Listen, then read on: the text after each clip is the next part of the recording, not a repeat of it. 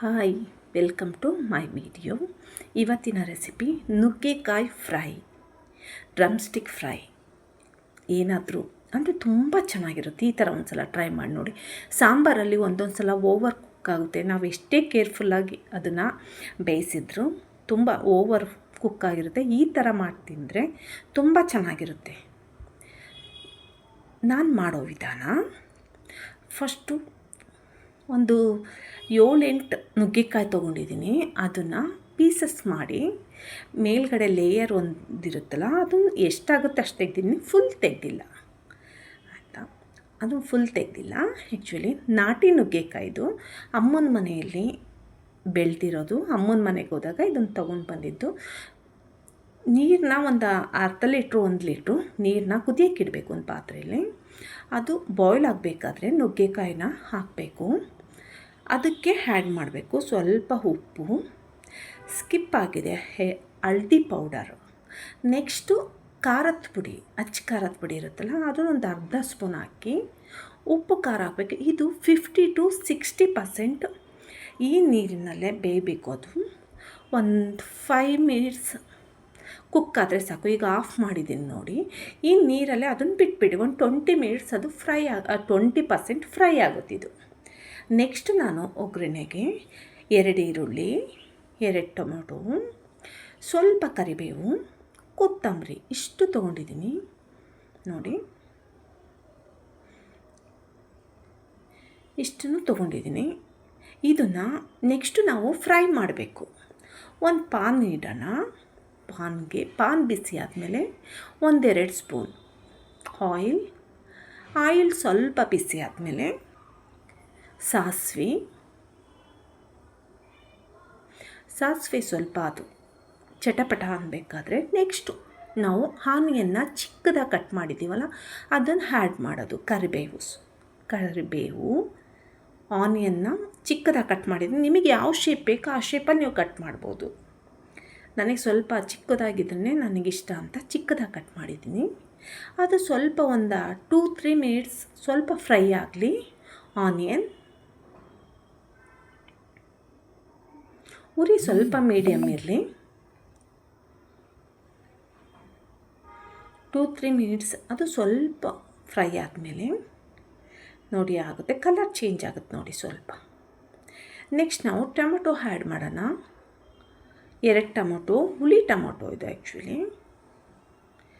Tomato ಹಾಕಿದ ಒಂದು ಅರ್ಧ ಸ್ಪೂನ್ ಉಪ್ಪು ಹಾಕಿ. ಇಷ್ಟು ಸಾಕು, ಏಕೆಂದರೆ ನುಗ್ಗೆಕಾಯಿಗೆ ನಾವು ಮೊದಲೇ ಹಾಕಿದ್ದೀವಿ ಸಾಲ್ಟು. ಹಾಗಾಗಿ ನಮಗೆ ಈ ಫ್ರೈಗಷ್ಟೇ, ಈ ಒಗ್ಗರಣೆಗಷ್ಟೇ ನಮಗೆ ಬೇಕಾದಷ್ಟು ಉಪ್ಪು ಹಾಕ್ಕೋಬೇಕು. ಆ್ಯಡ್ ಮಾಡಿ ನೆಕ್ಸ್ಟ್ ಇದು 2-3 ನಿಮಿಷ ಸ್ವಲ್ಪ ನೋಡಿ. ಇವಾಗ ಬೆಂದಿದೆ ಟೊಮೊಟೊ. ಅದು ಸ್ವಲ್ಪ ಫ್ರೈ ಆದಮೇಲೆ ಇದಕ್ಕೆ ಆ್ಯಡ್ ಮಾಡಿ ಎಲ್ಲೋ ಹಾಕಬೇಕು. 1/4 ಸ್ಪೂನ್ ಹಳದಿ ಪೌಡರ್, 1 ಸ್ಪೂನ್ ಖಾರದ ಪುಡಿ, ಖಾರದ ಪುಡಿ. ಇದನ್ನು ಹಾಕಿ ಫ್ರೈ ಮಾಡಿ. ಒಂದು 2-3 ಮಿನಿಟ್ಸ್ ಫ್ರೈ ಮಾಡಿ, ಏಕೆಂದರೆ ಅದು ಎಣ್ಣೆ ಬಿಡಬೇಕು. ಮಿಕ್ಸ್ ಮಾಡಿದ ಮೇಲೆ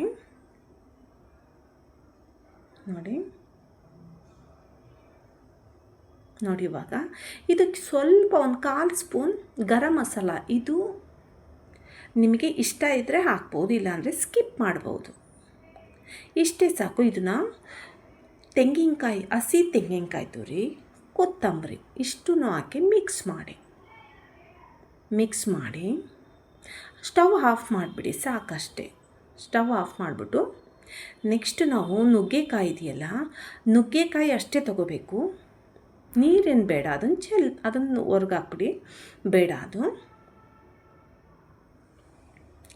ನೆಕ್ಸ್ಟ್ ನಾವು ನುಗ್ಗೆಕಾಯಿನ ಇದಕ್ಕೆ ಮಿಕ್ಸ್ ಮಾಡಬೇಕು. ಆ್ಯಕ್ಚುಲಿ ನನಗೆ ಈ ತವಾಗೆ ಸ್ವಲ್ಪ ಜಾಸ್ತಿ ಅನ್ನಿಸ್ತು, ಹಾಗಾಗಿ ನಾನು ಸ್ವಲ್ಪ ಚೇಂಜ್ ಮಾಡಿದ್ದೀನಿ. ಮಧ್ಯದಲ್ಲಿ ಸ್ವಲ್ಪ ದೊಡ್ಡದು ತಗೊಳ್ಳಿ.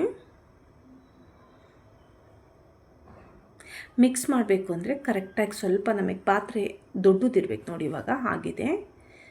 ತುಂಬ ಚೆನ್ನಾಗಿರುತ್ತೆ ಹಾಗೆ ತಿನ್ನೋದಕ್ಕೆ. ಇಲ್ಲ ತಿಳಿ ಸಾಂಬಾರು ರೈಸ್ ಜೊತೆ ತಿನ್ನೋದಕ್ಕೆ ನಿಜವಾಗ್ಲೂ ನನಗೆ ಇಷ್ಟನೇ ಇರಲಿಲ್ಲ.